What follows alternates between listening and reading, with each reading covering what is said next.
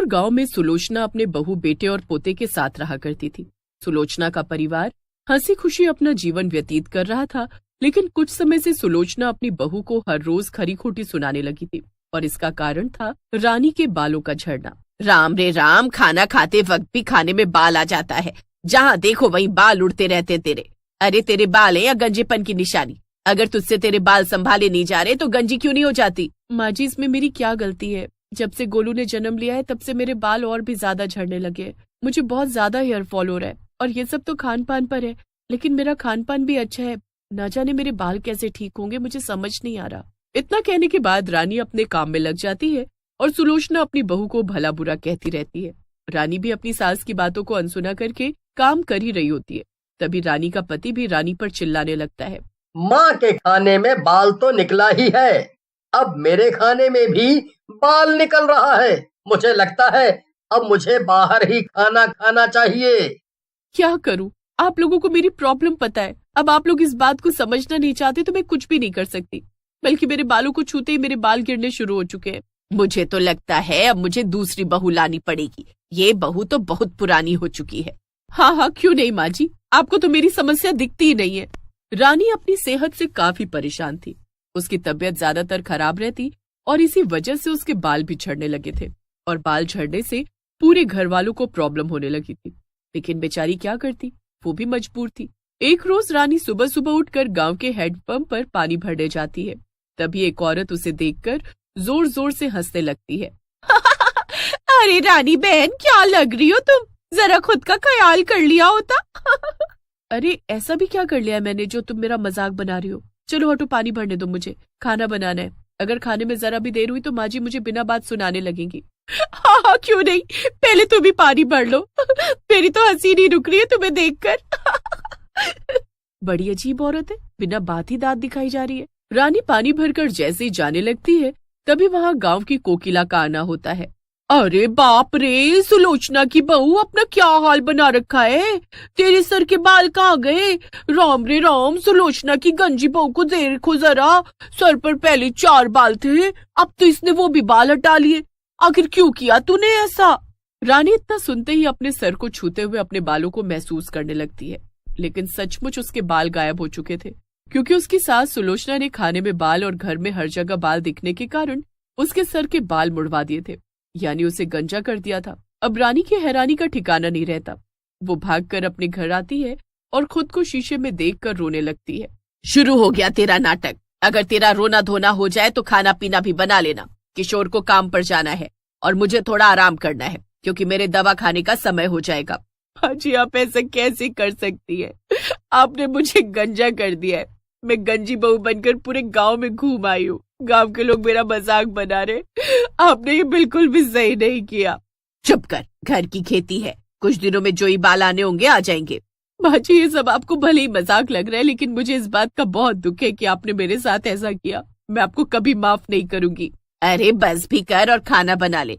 मैं तुझसे माफी मांग भी नहीं रही हूँ, ना ही मुझे तुझसे माफी चाहिए। इस बात को कई दिन बीत जाते हैं और रानी अपने सर के बाल चले जाने की वजह से काफी परेशान रहने लगती है, यहाँ तक कि वो कई दिनों तक खाना भी नहीं खाती। और एक रोज गांव वालों को पता चलता है कि रानी ने आत्महत्या कर ली है। अरे सुलोचना, रोना बंद कर।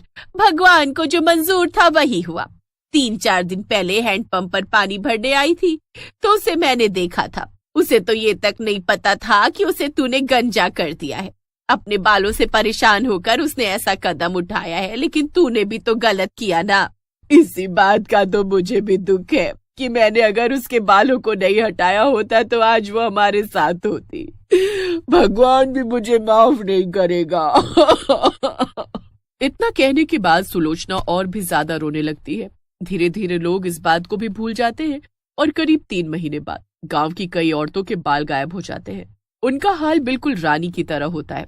उनके बाल किसने हटाए और उन्हें किसने गंजा किया, इस बारे में किसी को पता ही नहीं चलता। सुलोचना, आजकल गांव में ना जाने औरतों को रात के वक्त कौन गंजा करके जा रहा है, पता ही नहीं चल रहा। अरे जिनके बाल झड़ते भी नहीं है उनके साथ भी यह हादसा हो रहा है। कहीं तेरी बहू तो गांव की औरतों से बदला ना ले रही। मुझे तो इसी बात का मुझे भी सुनकर बहुत अजीब लगा कि गांव की औरतों को कोई गंजा कर रहा है। इसमें किसी गांव वाले का हाथ होगा और नाम मेरी मरी हुई बहू का आ रहा है। अरे जो मुझे लगा वही बता रही हूँ तुझे, बस तू भी सावधान रहना। मैं भी रातों को जाग कर ही समय बिताती हूँ। मैं तो सोच रही थी अगर मुझे गंजा कर दिया तो मैं कैसी लगूंगी। किसी को कुछ भी समझ नहीं आ रहा था। सभी औरतें इकट्ठा होकर एक दूसरे को देखकर बातें कर रही थी कि तभी गांव का एक बूढ़ा व्यक्ति आता है और वो गांव की औरतों से कहता है, कल रात मेरी तबीयत काफी ज्यादा खराब थी और मैं रामू के घर दवा लेने जा रहा था। तभी मुझे एहसास हुआ कि सुलोचना के घर कोई औरत गई है और जब मैंने उसका पीछा किया तो मुझे पता चला कि वो औरत सुलोचना की मरी हुई बहू थी। अरे क्या कह रहे हो तुम? मेरी बहू ने मेरे साथ ऐसा किया।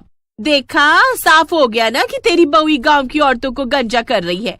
जैसी वो खुद थी वैसी वो औरतों को करना चाह रही है। अब क्या किया जाए, कुछ तो बताओ।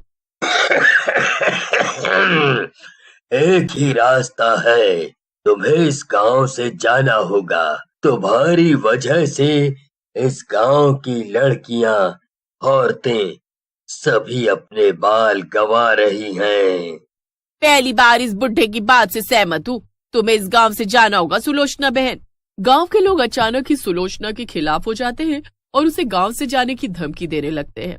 1-2 दिन का समय दे रहे हैं हम गांव वाले तुम्हें। अपने परिवार के साथ कहीं भी चली जाओ, लेकिन इस गांव से अपना और अपनी मरी हुई बहू का साया दूर करो। हाँ, मैंने तो तुझे पहले ही कहा था अपनी बहू को बेटी की तरह रख, लेकिन तूने हर वक्त से बेरहम सास की तरह ताना दिया, मारा पीटा और आखिर में उसे गंजा भी कर दिया, जिस वजह से उसने खुदकुशी कर ली और मौत के मुंह में चली गई। मैंने तो बस उसकी भलाई के लिए उसे गंजा किया था।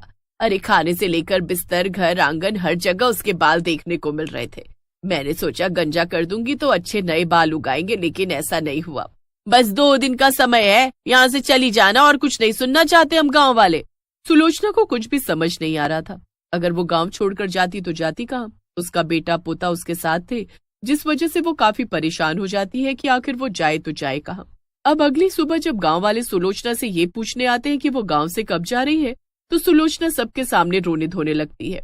देख सुलोचना, तेरे रोने से गांव वाले पिघलने वाले बिल्कुल भी नहीं है। उन्हें अपनी जान की पड़ी है। कल को अगर तेरी बहू ने गांव के किसी की भी जान ले ली तो क्या होगा, बोल। मैं तुम लोगों को कुछ बताना चाहती हूँ, उसके बाद तुम लोगों का जो भी फैसला होगा मुझे मंजूर है। सुलोचना काकी, आपको जो कुछ भी बताना है मैं बेशक बताइए, लेकिन यहाँ से कब जा रही है ये भी बताइए। दरअसल मेरी बहू ने आत्महत्या नहीं की थी, मैंने ही उसे दूध में जहर डालकर पिला दिया था, जिस वजह से उसकी मौत हो गई।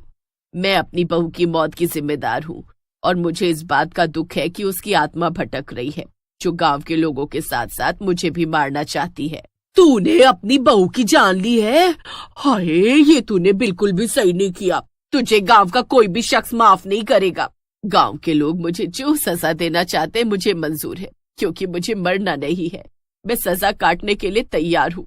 माँ, आपने अपनी बहू की जान इसलिए ले ली क्योंकि उसके बाल झड़ रहे थे। जिस वजह से आप परेशान थीं, आपने उसे गंजा तक कर दिया और आखिर में आपने उसे इसलिए मारा ना क्योंकि आप मेरी दूसरी शादी कराना चाहती थीं। सुलोचना सभी को ये बात बताई रही होती है कि तभी अचानक से सुलोचना के शरीर में उसकी बहू रानी की आत्मा प्रवेश कर जाती है, जिसके बाद सुलोचना अजीबोगरीब हरकत करते हुए सम्मोहित हो जाती है और गांव के बीचों बीच जो पुराना कुआं था वहां तक चलकर पहुंचती है। गांव के लोग उसे हैरानी से देख रहे होते हैं। जो कोई भी उसे रोकने आता उसे सुलोचना धक्का देकर दूर गिरा दे रही थी और अचानक उस कुएं के पास पहुंचकर सुलोचना कुएं में कूद जाती है और अपनी जान दे देती है। ये सब सुलोचना ने नहीं बल्कि उसकी बहू रानी ने किया है।